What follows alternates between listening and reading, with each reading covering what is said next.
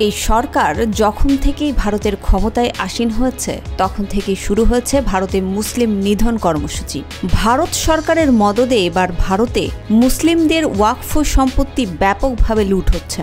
চলতি বছরের জানুয়ারিতে ভারতের মধ্যপ্রদেশের উজ্জয়িনী শহরে প্রায় 250টি বাড়ি, দোকান এবং 1 শতাব্দীর প্রাচীন মসজিদ সহ বেশ কিছু অবকাঠামো স্থানীয় কর্তৃপক্ষ বুলডোজার দিয়ে গুড়িয়ে দিয়েছে। এর ফলে 2.1 হেক্টর অর্থাৎ 5.27 একর জমি উজাড় হয়ে যায়।